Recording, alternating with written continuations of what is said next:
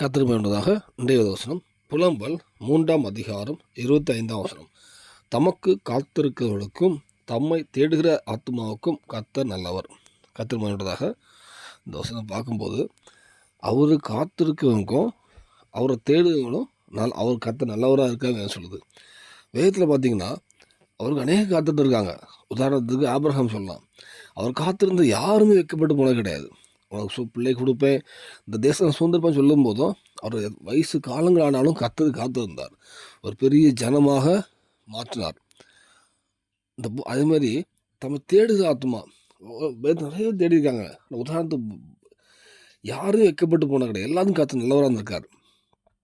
தாவீது எடுத்தீங்கன்னா தாவீதுடைய பிள்ளைகள் மனைவிகள் எல்லாம் சிறைப்பிடிச்சு போகும்போது கூட அவர் கர்த்தரை தேடினார். அவர் தேடும்போது தேவன் நல்லவராகவே தாவீது இருந்தார். சகலவற்றையும் திருப்பி கொண்டார்.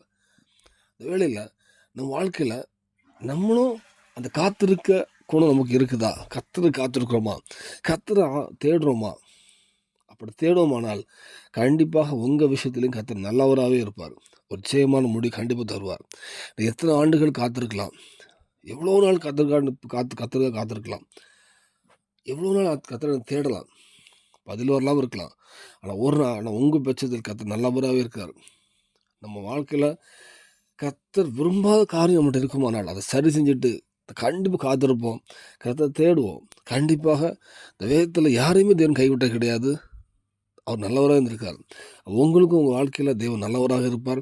இந்த பூமியில் எந்தெந்த விஷயத்தை காத்திருந்த எல்லாவற்றையும் சாட்சியில் வாழ்த்து அந்த வேலையில் கேட்க ஒவ்வொரு வாழ்க்கையிலுமே ஒரு சாட்சியை தருவார். ஒரு ஜெயமுள்ள வாழ்க்கையை தருவார். பரலோகத்தின் தேவன் ஆயத்தப்படுத்துவார்.